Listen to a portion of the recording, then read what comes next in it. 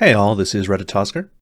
In this video I'm going to be talking about all the neat, upcoming games that have caught my attention. For each game in this list I'll spend a little bit of time talking about it, and maybe touch on why I find the prospect exciting. Most of these have a release date for 2023, but a few are a little later or have an unannounced release date. And a couple aren't even announced, they're just implied. This list is by no means comprehensive. I certainly won't be listing every notable game that comes out 2023 and beyond. This is just a small list of games that have acquired my personal interest. So, without further ado, let's get started. I saw a trailer for Atomic Heart 4 years ago, and have been looking at it carefully ever since. What I saw was Soviet Bioshock, with a captivating and instantly iconic art style. The trailer itself is one of the best I've ever seen. It's short, so let me just play it for you so you get the full effect.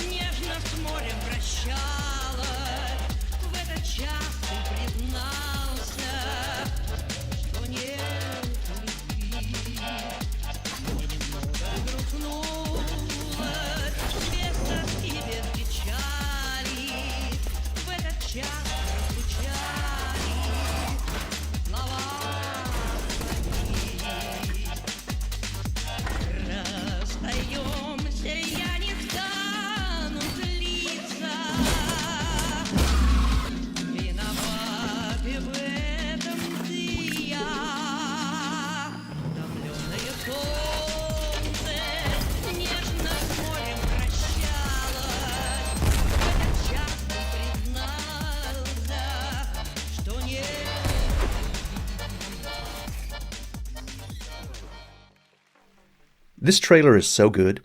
It was too good, actually. It filled me with distrust. I suspected the game was a scam that would never get released. Thankfully, I was wrong, because it releases February 21st, a little over a month from now, and we have plenty of footage that shows off its gameplay. The trailers sold me on the atmosphere, which is the most important part of this genre. But the gameplay footage shows a couple of very promising elements. First, as seen in various clips, you have this little dodge, which makes the ranged combat look fast-paced and the melee combat look methodical. And secondly, there are boss battles. I love Bioshock, but one thing that this genre always struggles with is boss battles. Other than the big daddies, there was one boss in Bioshock and he sucked. There were things like Steinman and Cohen, but they were just normal enemies with bigger health pools. To be fair, their fights were still kind of awesome, but that was because of the atmosphere and their voice acting. But mechanically, they were very lacking. The bosses in Atomic Heart, on the other hand, look competent, good even, and I think that it's due to the inclusion of this little dodge. It stimulates the Dark Souls part of my brain just looking at it. I think going forward, every first-person shooter of this type needs this Bloodborne Doom Eternal dodge included. It should be the industry standard. Also, as a cherry on top, Mick Gordon is going to be the composer for this game. Mick was the composer for Doom 2016, and interestingly, he also did the music for Prey, a game in the same genre as Atomic Hearts. At the Game Awards, From Software released the trailer for their new Armored Core game, Armored Core 6: Fires of Rubicon. Release date sometime in 2023. Now at the moment we don't know anything else about it, pretty much. We know that Hidetaka Miyazaki was initially the director for this game, but at some point in development he handed the reins to Masaru Yamamura, whose most notable contribution so far has been to Sekiro as a lead designer. There's been one interview with Yamamura and Miyazaki, but the only things that we can confidently derive from that interview was that they stressed that this wasn't going to be a Souls Armored Core game, it was going to be a straight-up Armored Core game, and they confirmed that there would be no story mode co-op. Now, before this announcement, I had no experience with Armored Core as a franchise, never played a single game, but that doesn't really matter to me. From Software and Miyazaki could announce a Battle Royale game, and you'd see me first in line to buy it. This isn't an attitude that I typically take with video game companies, but From Software is special. I haven't had anything other than excellent experiences with most of their games. Even games from their distant past that I've played have been pretty excellent. I'm happy to simp for this company until it gives me a reason not to.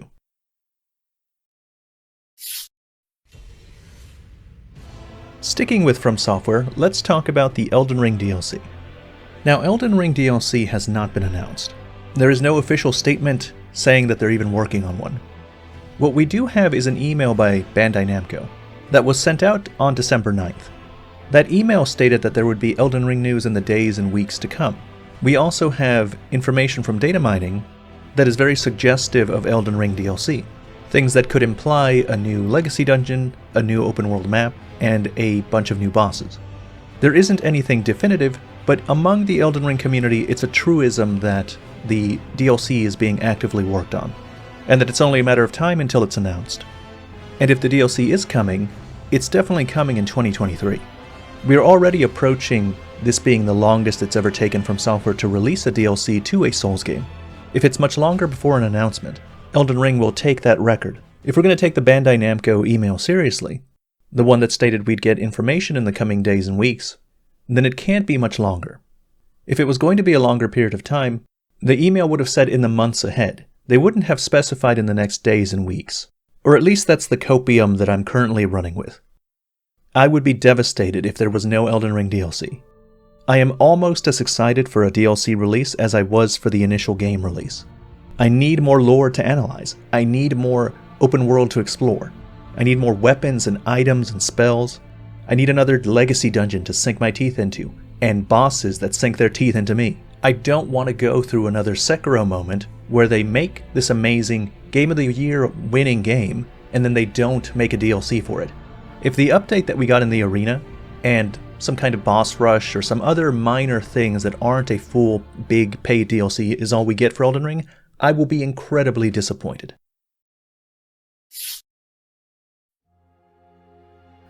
The Final Fantasy VII Remake is not a remake. It doesn't tread on the heels of the original. And in fact, the point of the game seems to be about changing the original storyline. And it's pretty on the nose about it too. They have NPCs called Whispers that are supposed to be these arbiters of fate. And they interfere whenever the remake veers too far from the original. Oh no, Barrett's not supposed to die here, let me heal him. You're not supposed to know that information yet. You're not supposed to be here right now. The Whispers are actually really annoying because they're clearly supposed to be the players. They're supposed to represent the fans of the original Final Fantasy VII that want and expect this game to be just a remake, faithful to the original. And at the end of the game, you beat the Whispers, with the ending implying that now you're free from their influence, and that the following games will deviate even further than this one did. So, unsurprisingly, there's a lot of Final Fantasy VII fans that really don't like the remake. And I'm sympathetic. I can't blame people for being angry that they aren't getting a remake, when the game is advertised and titled Final Fantasy VII Remake. So people that just wanted a faithful reimagining of a classic story are naturally going to be upset when you portray them as enemies in the game and force the player to fight them at the end. Now, all of that said, I still think I'm going to play the next game in the series, Final Fantasy VII Rebirth. And that's because I really want to know where the writers are going with this. Like, what are they doing? What story are they trying to tell that's so important that it would compel them to take a gamble like this? Aerith knows the original storyline, Sephiroth knows the original storyline, Zack is alive, I think. Honestly, I don't know if this is going to pay off. I think there's a big chance that this ends up terribly. But it's too late for me, they have my curiosity. I'm invested now. I need to know where they're going with all this.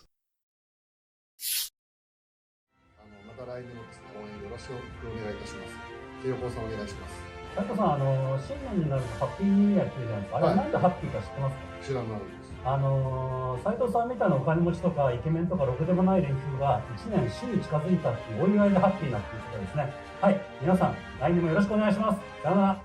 The man that you're looking at is Yoko Taro, the creative director for the games Nier and Nier Automata. Yoko Taro just recently tweeted this image. As of yet, there has been no explanation from him, Square Enix, or anybody.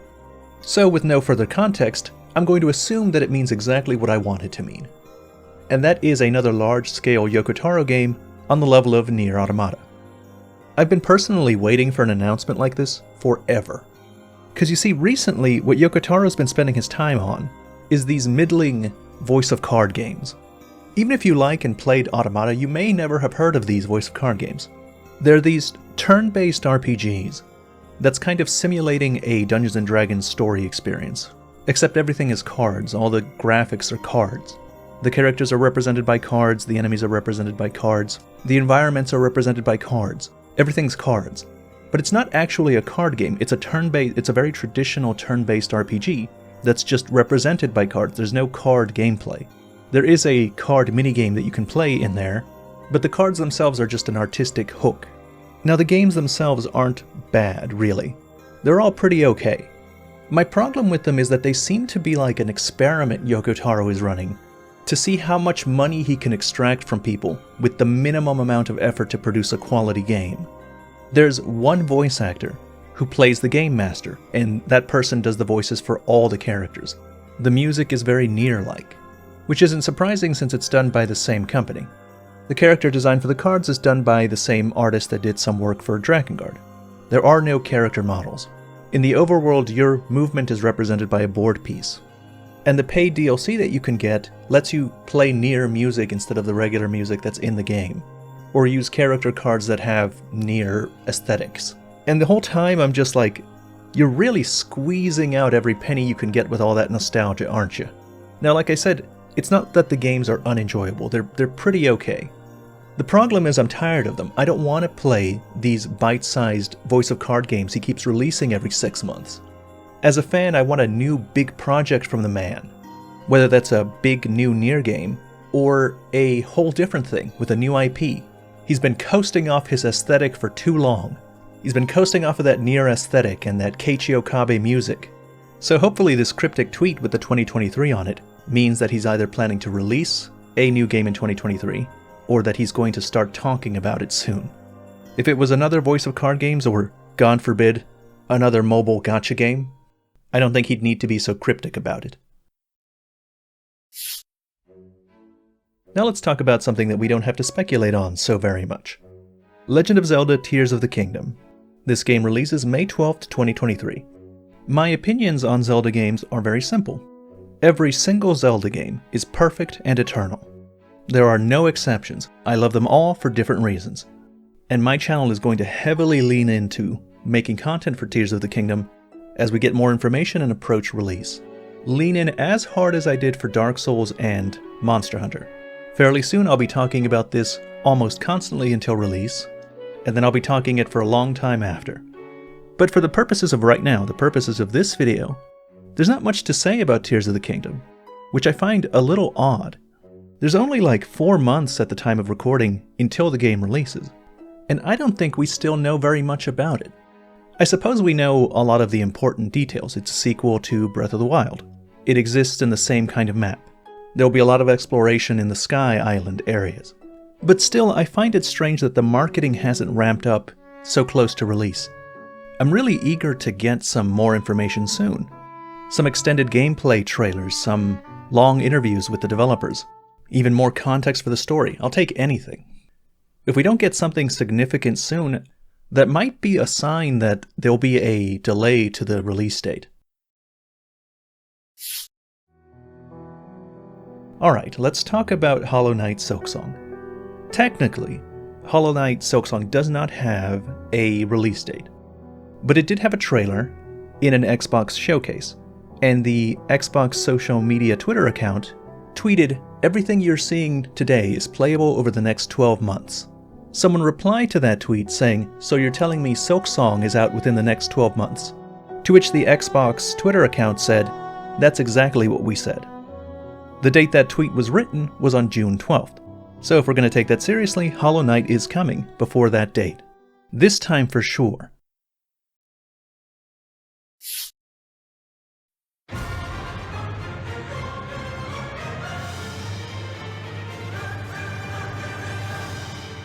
In any discussion about Dragon's Dogma or Dragon's Dogma 2, I always see a specific comment.